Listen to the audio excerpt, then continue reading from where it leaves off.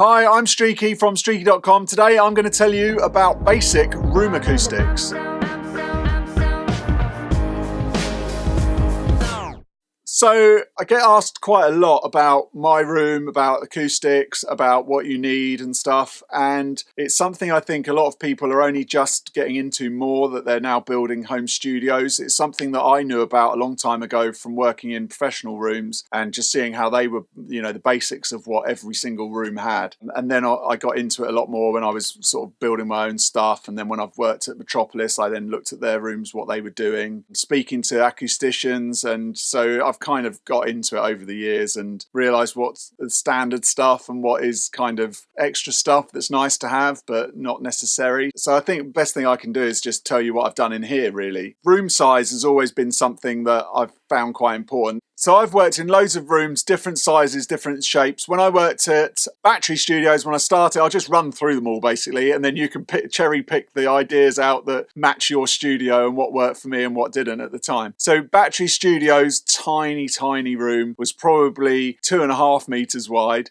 by about 4 meters deep, quite small. I had a load of equipment behind me, which wasn't great for reflections, and I had a big desk in front of me with speakers up. I ended up smashing that desk up, sitting kind of at the back of the room and having speakers there. Management weren't too happy about me doing that at the time, but I was just desperately trying to get the room to work better. Had panelled walls along the bottom, and then it had cloth around the top, so I was getting reflections from the panelled walls, so yeah, not great. So then at Soundmasters, the room was probably 15 meters wide and about 10 meters in depth, and we were facing the wall. We weren't facing down the room. With studios, the best thing to do is to face the shortest wall, so you get the length of the room. The reason why that is to try and let the sound develop, your different bass frequencies, obviously different timings, to then hit in the back wall for reverb times. So, that's why you need to sit in the length of the room. So at Soundmasters we didn't. We had soffit mounted speakers, didn't like that at all. PMCs, I always like speakers when they have a bit of air around them. Having speakers too close together, I just find just doesn't sound right. I don't know. It just doesn't. It doesn't. Whether it's a psychological thing or whether you just need some air around them, I think they just sound better. We also had a big flat desk there, so we had a lot of reflection bounce coming off of the speakers and stuff. So it was a weird setup. Spent a fortune building that room. It was a totally floating room within a room and different layers of plyboard on the floor and all that. But if you haven't got your basics right, then you're not going to get a good sound. Then at Metropolis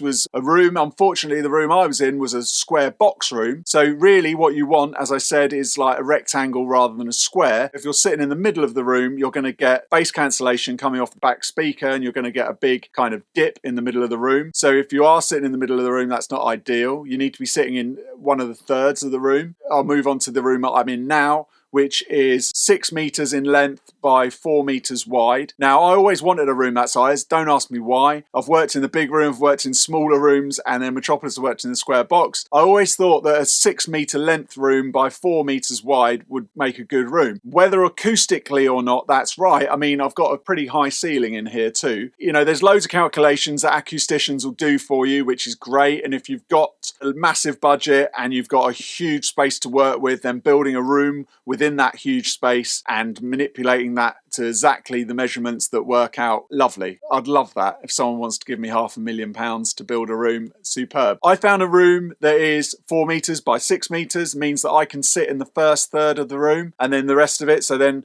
the reason why I liked that idea was because I could be in the front and then I'd have a little bit of space and then I could have a sort of couch area for clients. Symmetry's always been important for me. So everything on the left and the right needs to be the same. And if it isn't the same, you kind of need to match it on each side. That's going to really change how the speakers play back. So if you notice in my room, everything, even if I don't need it necessarily, has to be there. I'm always kind of looking for ways around not having things in the room. Because of that desk reflection thing, that taught me, and also at Metropolis, I had a massive desk in front of me. That taught me I didn't want a desk in front of me. I just wanted a small desk. So, it's got to be workable, and I try and get everything away from the front of the speakers to get things reflecting. For me at the moment, I'm trying this kind of pod either side, and then I've got the computer in the middle. It's working okay. I like it. I'd like to get rid of the pods. Ideally, in my ideal world, which is I've always gone back 20 years ago, I always wanted to be more Bobcats about it and be sitting on a sofa at the back, just going to the side, doing something and then listening. But I've tried it, just didn't work for me practicality wise. I wanted to be in speakers where I'm there turning as I'm hearing. That kind of sit back and see just wasn't dynamic enough for me, and I couldn't get into it. So this kind of pod thing where I'm in works well. I noticed that Sterling Sound have now gone that way with their pods. I'm not saying it was my idea, obviously. It was obviously theirs. You know, it does work, definitely. So for me, in my room, it was 6x4, which I like, keeping things away, getting the symmetry right. And then it's about reflection points. Fortunately, in this building, I haven't needed to soundproof it because the building is all mine. I'm in the whole thing, so there's no one else here. That no one cares about how loud I've got it. The floors are kind of floating floor anyway, so that works well. So all I needed to do was worry about the actual reflection points. I'm facing obviously the back. So at the back corner, I've got some daylight. It's really important to me to have daylight. I've worked in loads of rooms where I'm working in the dark all day, although I am pretty much in the dark, but at least I've got the option. So on there, as you can see, I've put some shutters on there so that they can kind of reflect the sound a little bit. How well that works, I don't know, but it's definitely better than just having the panes of glass there. I've triple glazed that so that I've got no kind of noise coming in, but at least I've got some natural daylight. So on the other side, I've put some kind of records and other stuff just to kind of make that similar-ish. Then at the front of the room, as you can see, I've got a massive thick bass trap, about that thick, maybe a bit thicker, in the centre. You know, some people diffuse the centre. I don't like rooms that are too live. I like rooms that are kind of a balance between the two. Not so dead. When we were at Soundmasters, as I said, that room that they built there was no diffusion at all. It was just total sort of dry room, and that kind of really, after a while, is having a dead room is quite weird to work in. So it's just to have it so that you haven't got any ringing, and so that it's still kind of lively but no ringing and reverby and sort of splashy. That's what I like. Yeah, that's a kind of thick bass trap at the front. You're always, from the speakers, going to get a lot of bass going on at the front of the room. So what I'm trying to do is avoid that as much as possible and kind of suck some of that out. Now, with bass frequencies, you're never really going to be able to trap them unless you've got like massive amounts of thickness of rock wool and stuff and tuned traps. So it's kind of unrealistic to think you're going to get rid of all the bass in the room, but I'm trying on the back and the front walls to get rid of a lot of that. You can see these two side bits. The front of the room curves round. That's so that I can have a ton of bass trapping in the front corners, and if you see these two panels here, then they've got loads of sort of rock wool there as well, just to give a little bit more depth and flavour, and so that I haven't got just loads of straight lines. It's so that the room goes in a kind of circle at the front. That all then comes around all the way to the sides, sort of 3/4. The front part of the whole room is clothed out, floor to ceiling. The side walls are about this thick with rock wool and cloth. That is just to get rid of all the reflection points. Now, they're all just the basic first reflection points that I'm just trying to get rid of all the way up the front. As I say, I do like it kind of dead in the listening area at the front before it kind of goes to the back and starts getting a little bit livelier. You know, for me, that's what I've always found in all the studios I've worked in. I've liked it where it's like pretty much clothed all the way. In the bottom corners, I've got some other traps just to,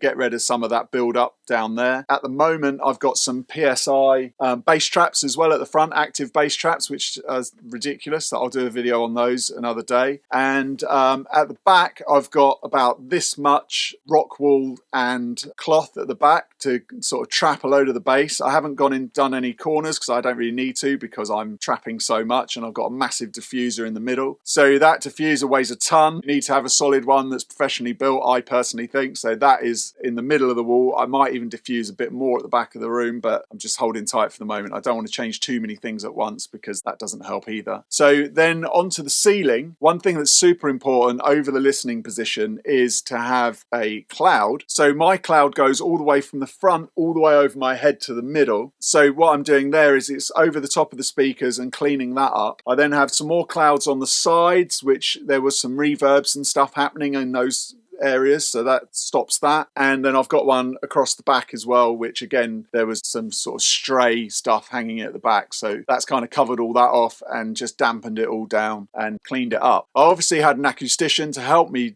put the room together, a friend of mine who came in, measured the room, gave me his tips and tricks. So I took what I knew and what he was telling me to do, and then I've kind of made that to work how I want it to work in the space that I've got. And then I'm just basically stripping back everything as I go to just keep things as minimal as possible. And so that, you know, I've just got that symmetry. I'm just in a room that is just kind of half dead. That's kind of how I like things. But for you, in your studio, if you're watching, you've got to make sure you've just got all these first reflection points covered off as a basic thing, and then just trap as much bass as you can. But like I say, you're never going to be able to trap too much bass unless you've got a ton of Rockwell Awesome Tune traps. So those PSI boxes that I will do a review on, briefly, all they do is they work as active, like reverse subwoofers. So they are just sort of sucking out the bass frequencies that you would normally trap. So they're insane, but I'll do a whole video on those another day. So that's it. That's the acoustics of my room, the basic acoustics of my room. I hope you found that useful and being able to pick some bits and pieces out for your setup. Yeah, just keep it symmetrical. First reflection points. Make sure you got all that sorted before you get into anything like Sonar Works or ISO Acoustic feet and cables and all that kind of stuff, because if your room's too lively and it's bouncing around, all those things are just going to mask it rather than actually tell you what's going on. And you don't want to be EQing something out or EQing something in, you know, you're not hearing your speakers correctly. So yeah, get all that fundamental basics in place before you even think about going near Sonar Works and all that, because it's just going to mask it and you're not going to actually know if it's right or wrong, and it's probably going to overwork something like Sonar Works. So yeah, that's my tips for you. So if you like this kind of thing, please remember to subscribe, ring the bell. But I also have a newsletter that goes out once a month where I can give away things. I can talk more in depth about things like this, about speakers. You know, there's giveaways, discounts, blah, blah, blah, things that I've seen that I can't do on YouTube. So go to streaky.com and then it's the newsletter. Sign up there. It's at the start, like the first week of the month. And then that's it, once a month. Every month. So yeah, thanks for watching. If you've got any other questions on room acoustics or anything in general, let me know. On Fridays is Q&A day, so I'll answer it then. Thanks for watching. Till next time. Bye.